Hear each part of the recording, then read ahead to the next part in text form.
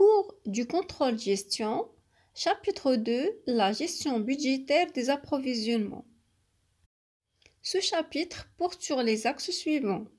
On commence par les définitions, puis on s'intéresse à la gestion des stocks et finalement on traite le contrôle des approvisionnements.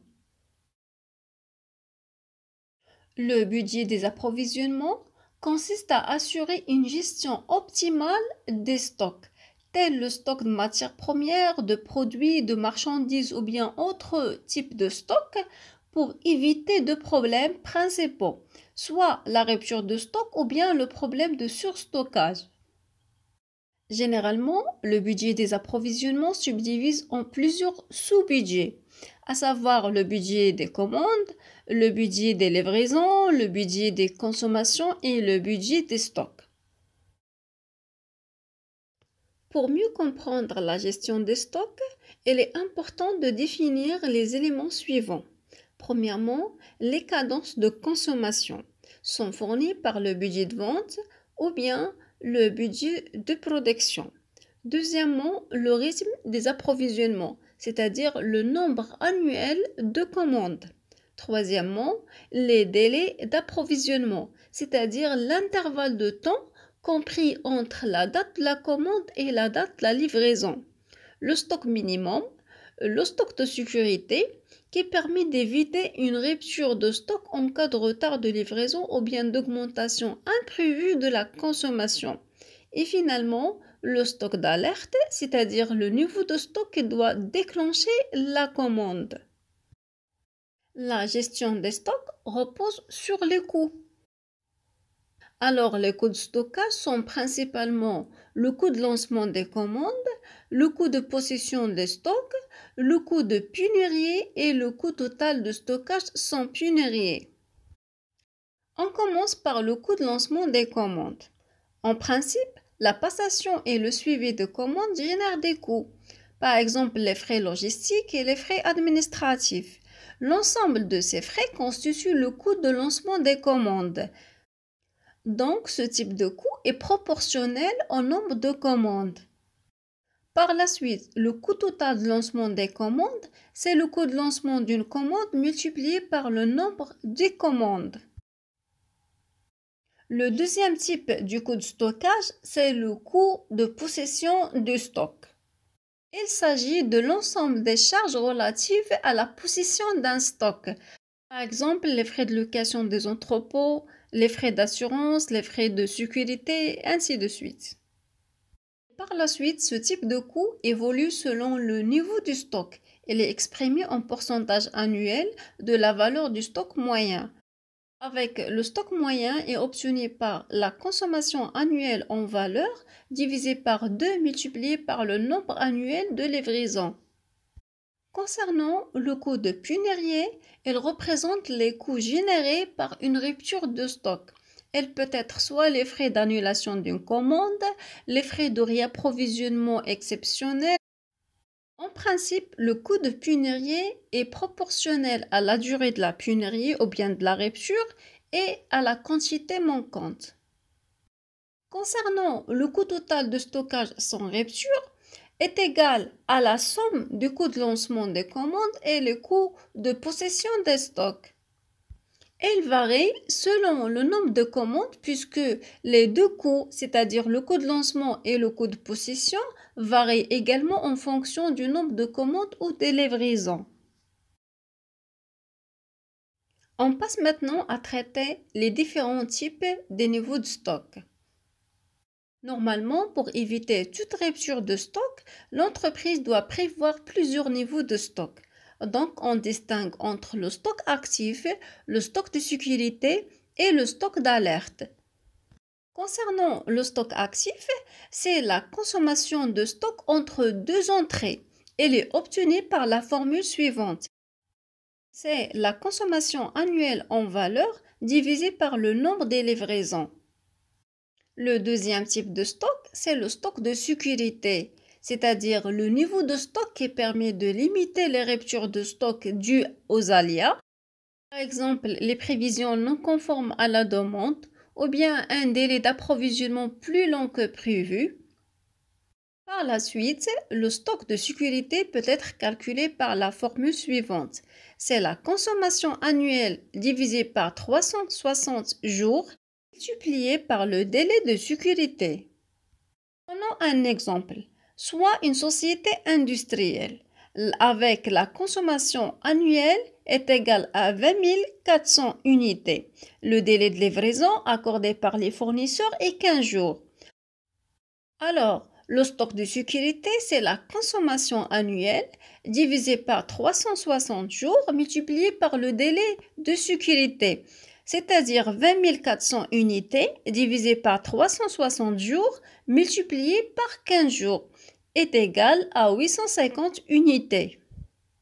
Donc, 850 unités, c'est le niveau de stock qui permet d'éviter la rupture de stock.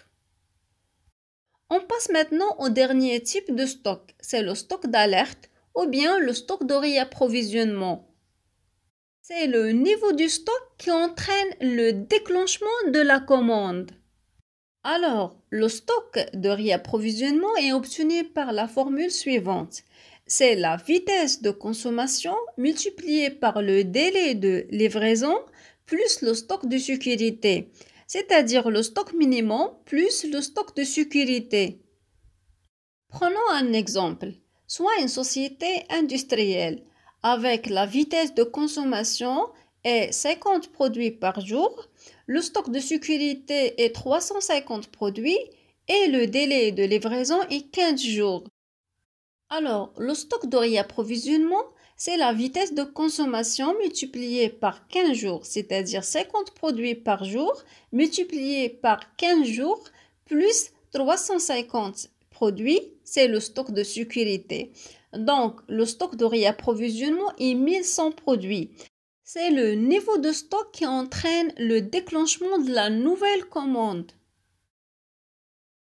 On passe maintenant à traiter les différentes méthodes de réapprovisionnement des stocks. Les méthodes de réapprovisionnement des stocks consistent à établir des commandes à une fréquence fixe et de quantité bien déterminée, dont l'objectif principal, c'est la minimisation des coûts liés au stock. La principale méthode de réapprovisionnement des stocks, c'est le modèle de Wilson.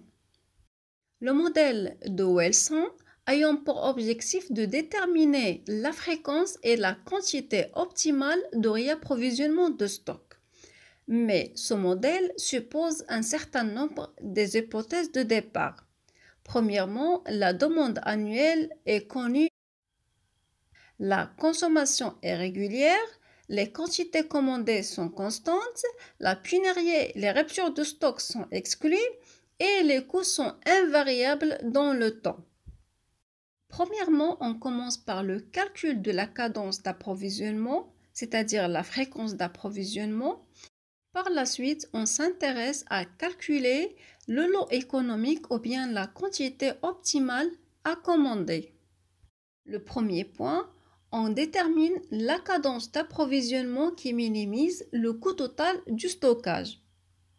Généralement, le coût total de stockage comprend le coût de passation des commandes et le coût de possession de stock. Avec le coût de passation, c'est le coût de passation des commandes multiplié par le nombre des commandes. Et le coût de possession, c'est le taux de possession multiplié par le stock moyen. C'est le taux de possession multiplié par la consommation annuelle divisé par 2 multiplié par le nombre de commandes. Alors, le coût total de stockage, c'est le coût de passation par commande multiplié par le nombre de commandes plus le taux de possession multiplié par la consommation annuelle divisé par 2 multiplié par le nombre de commandes. C'est-à-dire le coût de passation de commande multiplié par le nombre de commandes plus la consommation multipliée par T, le taux de possession, divisé par 200 multiplié par le nombre de commandes. On a le coût total et en fonction du nombre de commandes. Mathématiquement, pour minimiser cette fonction, on doit déterminer la première dérivée et par la suite retrouver la valeur de n. Donc, après les calculs, la valeur de n, c'est-à-dire le nombre de commandes qui minimise le coût, c'est la racine carrée de la consommation multipliée par le taux de possession divisé par 200 multiplié par le coût de passation de commande. On passe maintenant à déterminer le lot économique ou bien la quantité optimale qui minimise le coût d'approvisionnement. D'après la fonction du coût total d'approvisionnement, on détermine le lot économique par la formule suivante. Le lot économique, c'est la consommation annuelle en quantité divisée par la cadence d'approvisionnement.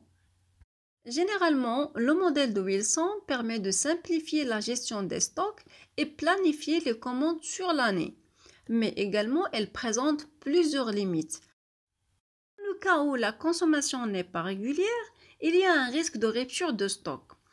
Également, ce modèle ne prend pas en considération la variation de prix sur le marché. Concernant la présentation graphique du modèle de Wilson, on a les coûts d'approvisionnement en fonction des quantités par commande.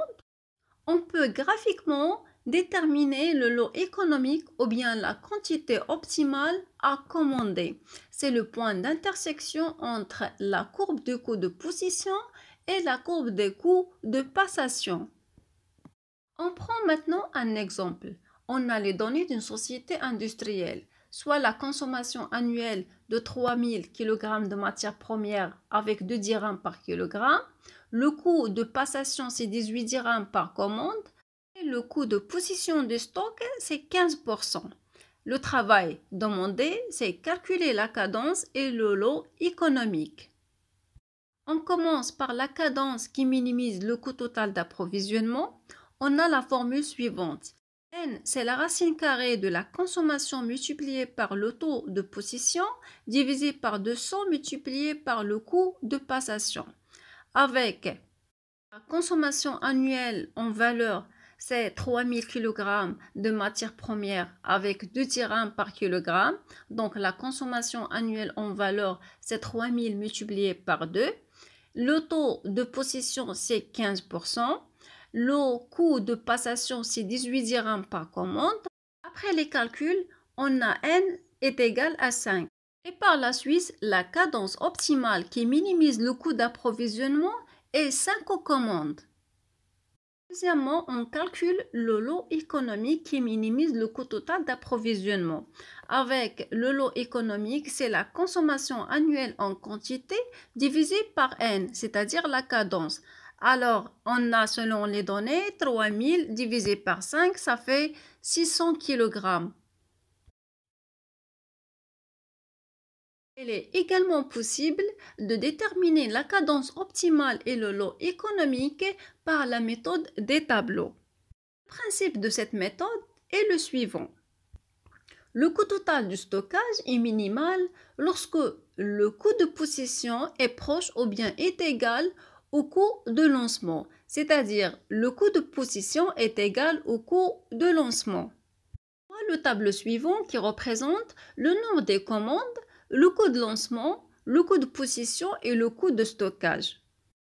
D'après les données du tableau, lorsque le coût de possession est égal au coût de lancement, on a le nombre de commandes est égal à 6. Alors la cadence optimale, ou bien le nombre de commandes que la société doit passer, c'est 6 commandes.